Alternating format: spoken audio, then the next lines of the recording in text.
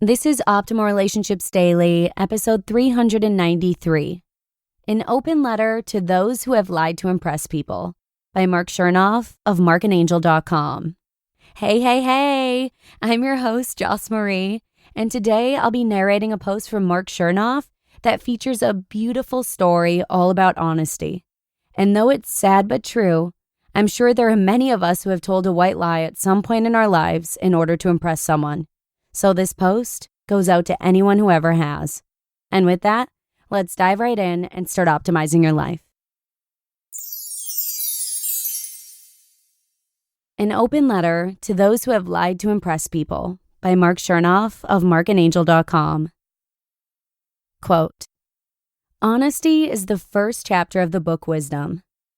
Thomas Jefferson. This article was inspired by a short email we received this morning from a new course student. Quote, "Dear Marc and Angel, in one of your recent emails, you asked your students to think about a weakness they'd like to change. Mine is telling lies. Although they're usually just little lies, I've gotten carried away. I lie about things all the darn time, mostly to just make myself appear better than I am, because I want to impress people. But it's getting harder. I feel like every little lie leads to another one, and it's wearing on me. I'm sick of my own dishonesty. Please help me break this habit. I need some motivation to make a change once and for all. Your wisdom on this topic would be greatly appreciated. Sincerely, a dishonest student." End quote. Our reply, an open reply to all who have lied to impress people. Dear dishonest student, it's time for a quick story about life. Once upon a time, an aging king knew the end of his life was nearing, and he decided it was time to designate a successor. Since he had sadly lost his wife and children in a terrible accident, he chose to pass the throne on to one lucky child.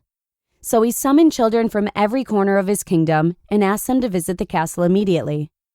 When the children arrived, he gave each of them one little brown seed. "I want you to plant your seed, give it sunlight and water, and take good care of it," he said. "In exactly 6 months from today, return to the castle with the plant you've grown. The child who grows the most beautiful plant will be mentored by me to become the next king or queen." One of the lucky children who received a seed that day was a young girl named Sky. She immediately ran home and carefully planted her seed in a pot of nutrient-rich soil and then placed it on a well-lit windowsill. Every day, Sky watered and cared for her seed. A few weeks later, several other children in her school began bragging about their beautiful plants, but Sky's pot was still empty. Despite her constant care, her seed hadn't grown at all. 6 months passed by quickly, and it was time for all the children to return to the castle to show the king the plant they had grown. Sky didn't want to go with her empty pot of soil, but her parents told her to be honest about her failure. Discouraged and dejected, Sky listened to her parents and returned to the castle. She stood quietly at the very back of the room where the king would be evaluating everyone's plants, and waited to be judged. As the king entered the room, he looked amazed to see so many beautiful plants. He then proceeded to walk from child to child, admiring what they had grown. And the closer the king got to Sky, the more her eyes welled up with tears. The king eventually stood before her in her empty pot of soil. "What is your name?" the king asked. "Sky," she said with a whimper. "Where is your plant, Sky?" Hanging her head in humiliation, Sky took a deep breath and then looked up at the king and told the truth. "Your Majesty, I planted the little brown seed you gave me in this pot, and I gave it plenty of sunshine and water every single day, but the seed did not grow at all. I have failed." Suddenly, the king's voice thundered throughout the room. "Behold, my successor, your next queen. Her name is Sky." Silence and confusion swept over the room as the king continued. 6 months ago, I gave everyone here a boiled-down seed that could not grow into a plant. Only Sky had the heart and courage to share the truth with me today.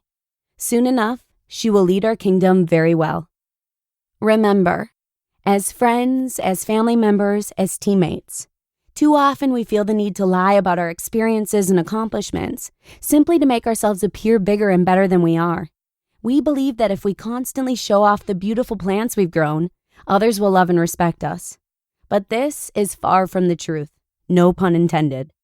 When we share our truths openly and honestly, not only do we build the kind of trust that opens doors to deeper relationships and real opportunities, But we also make it easier for the people we spend our lives with to be more open and honest with us, which makes every moment together healthier and more peaceful. Sincerely, Marc and Angel. You just listened to the post titled, An Open Letter to Those Who Have Lied to Impress People by Marc Chernoff of and&nbsp. Okay, I know it's pretty easy for me to cry these days as I'm well into my third trimester with baby number 2, but this story brought me to tears several times. I guess as a mother, it's just so beautiful to hear a story about a child who chose honesty and righteousness despite her fear of ridicule and losing. I pray that I can instill these same morals into my own littles. But with that, let's sign off. Thanks so much for listening. I hope you have a really great Wednesday, and I look forward to seeing you again tomorrow with a post from yet another new author, where your optimal life awaits.